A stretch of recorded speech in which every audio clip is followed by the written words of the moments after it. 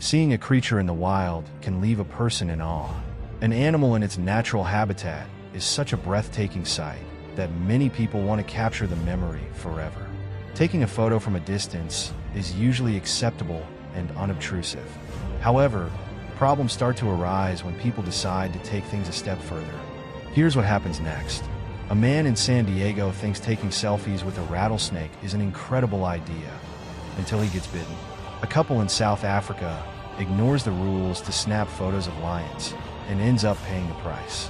A woman places too much trust in a guide who encourages her to approach rhinoceroses, and seconds after taking the photo, she is attacked. In July 2015, Todd Fassler from San Diego had an unusual idea: taking selfies with a rattlesnake. Snake bites from less venomous species may require just 3 doses of anti-venom. However, bites from highly toxic snakes can demand dozens of doses. For instance, a boy in California who was bitten by an extremely venomous snake in 2012 needed 42 vials of anti-venom. In some cases, patients require even more. Dr. Keith Bozen, director of the Arizona Poison and Drug Information Center, reported that a snakebite victim in the state needed 74 vials of antivenom. The cost of treatment is significant. Hospitals pay a wholesale price of $2,500 per vial to the manufacturer, and the markup passed on to patients and insurance companies is even higher. One of the reasons for the high cost is that there is only one manufacturer and a limited supply of antivenom. Additionally, treating a snakebite often involves emergency care, several days in the hospital's intensive care unit, and, in some cases, therapy to restore the function of the affected body part. In 2015, Todd from San Diego spotted a rattlesnake and, instead of keeping his distance from the venomous animal, decided to take a selfie with it. Rattlesnakes are not known for reacting kindly to close human interactions, and the result was that Todd ended up being bitten. A rattlesnake bite can be fatal if left untreated. While it's unclear exactly how much antivenom was needed to treat Todd's case, the ordeal cost him an exorbitant amount of money. According to a medical bill obtained by journalist Dan Haggerty, Todd was charged over $83,000 for pharmacy costs alone. Additionally, he incurred charges of $22,433 for laboratory services, $21,225 for an intermediate care room, and $17,766 for intensive care therapy. With other expenses factored in, the total hospital bill amounted to a staggering $153,161. On top of the embarrassment of being bitten in such a manner and having his story make headlines, Todd also had to deal with the financial burden of the immense bill. But Todd wasn't the first, nor will he likely be the last, to be bitten by a rattlesnake while attempting to take a selfie. In August 2015, Alex Gomez, a 36-year-old from Lake Elsinore, California, was also bitten by a rattlesnake while trying to snap a photo with the animal. He found the snake, roughly 5 feet long, in a field near his family's ranch. The bite occurred after he placed his hand around the snake's neck to take the picture. Gomez was transported to a local hospital and treated with antivenom. His mother, Deborah Gomez, shared that the skin near the wound was decaying and that he risked losing his hand. According to California Poison Control, rattlesnakes account for over 800 bites annually, with 1 or 2 resulting in death. The peak rattlesnake bite season runs from April to October. However, who's to say how many of these bites happen for such frivolous reasons? In June 2015, an American woman and her unidentified boyfriend were driving through the Lion area with their car windows down in South Africa. Located 30 kilometers north of Johannesburg, Lion Park is a popular tourist destination in South Africa, frequently visited by international travelers looking to experience a taste of the African wilderness.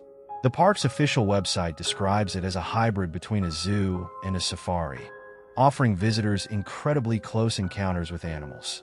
Guests often drive their own vehicles as the animals roam freely throughout the park. Cheetahs, hyenas, lions, giraffes, and other species call the park home, which spans an impressive 2 million square meters. Lion Park is one of the region's most popular attractions, drawing tourists and celebrities from around the world. However, despite the excitement and unique experiences the park offers, it enforces clear rules.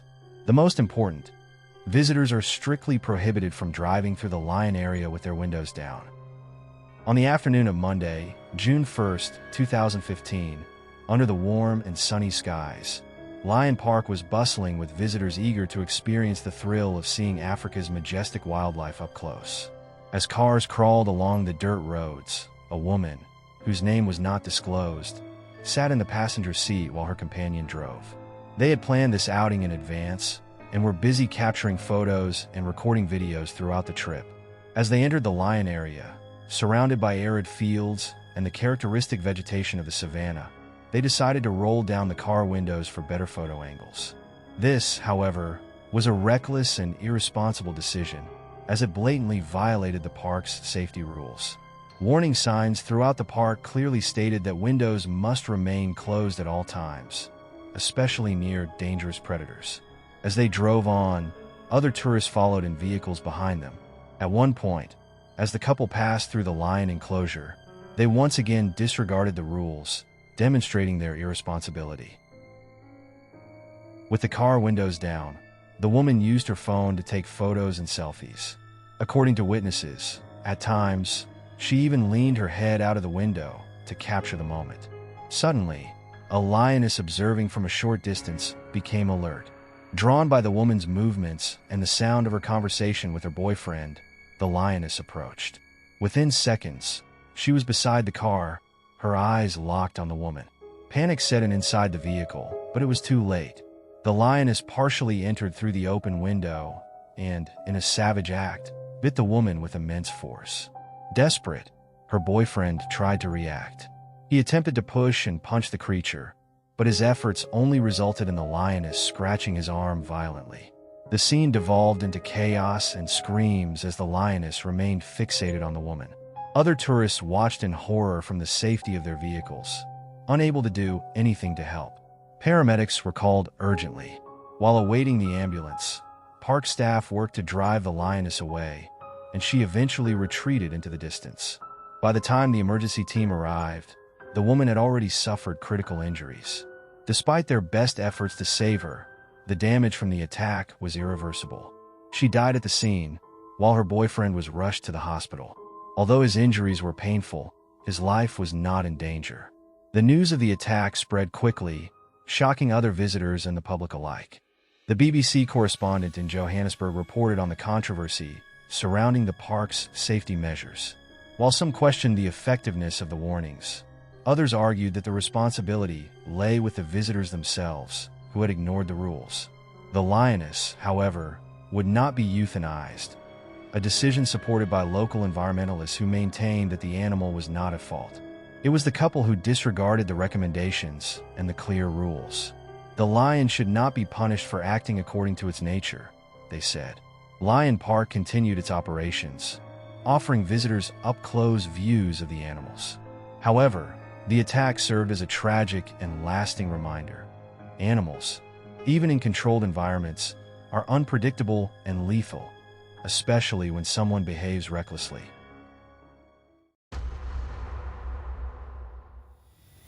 In January 2013, Chantal Baer and her husband, Sven Fulch, embarked on an eagerly anticipated vacation in South Africa.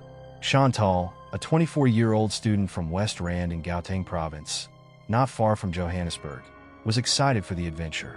On January 15th, she and Sven left their hotel to go on a safari. Their destination was the Alloy Ridge Hotel and Game Reserve, located about 40 kilometers from Johannesburg. The reserve was owned by Alex Richter, who also served as the guide for the safari. Richter appeared to be a seasoned professional with many years of experience in the field. In addition to Chantal and Sven, the group included several other participants, most of them young adults in their 20s. Armed with cell phones and cameras, everyone was eager to document the experience. South Africa is home to approximately 3/4 of the world's rhinoceros population, serving as both a conservation haven and a frequent target for poachers. These majestic animals are relentlessly pursued due to the high demand for their horns, prized in Asian medicine and as status symbols. However, when feeling threatened, rhinos can respond with extreme aggression. With their robust bodies, sharp horns, and immense strength, rhinos are capable of delivering fatal attacks, posing a significant danger to anyone who approaches them recklessly.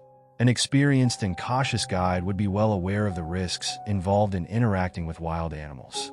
This was precisely the expectation everyone had of Alex Richter. On that Tuesday, January 15th, Chantal and Sven had lunch, returned to their hotel, and prepared for the safari. By early afternoon, they headed to the Alloy Ridge Hotel and Game Reserve, where they met Richter and the other participants. The excursion began promptly, taking the group through paths that showcased a variety of animals in their natural habitats. Near the end of the short tour, Alex decided to lead the group to see the rhinos. However, he had a bold idea. Confident that nothing would go wrong, Richter believed he knew these rhinos well, as he frequently brought tourists to this area. In an attempt to create an even more thrilling experience, Alex instructed the tourists to exit the vehicle and approach the rhinos. He also encouraged them to take plenty of photos. Although hesitant, the participants followed the guide's instructions, trusting that Richter knew what he was doing and that it would be safe. Chantal felt quite uneasy about getting close to the rhinos, but urged on by Alex and her husband's enthusiasm, she agreed to take a few photos. In one of the images, the fear is evident on her face, while Sven appeared calm. The photo was taken by Alex for the couple. However, this would be the first and last photo they would have with the rhino. Just seconds after Alex captured the image, the rhino standing just behind them charged. The animal lunged swiftly, driving its horn into Chantal's back, causing severe injuries to her shoulder, lungs, and ribs before throwing her into the air. The attack sparked immediate panic. Everyone was horrified, and Sven, in shock, didn't know how to react.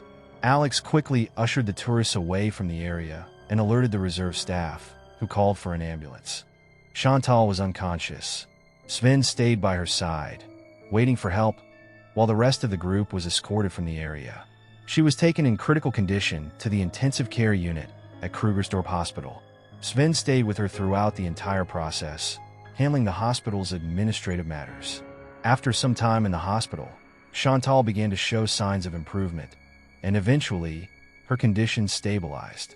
When she was discharged, the couple went to Johannesburg, where Chantal continued her recovery at her parents' house.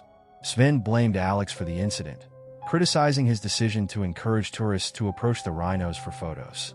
The guide never made a public statement about the incident, nor did the Alloy Ridge Hotel and Nature Reserve, which chose not to comment on the case. Alex Richter not only risked his own life, but also exposed others to unnecessary danger. Although Chantal physically recovered, it's unlikely she'll ever forget the day she risked her life for a photograph.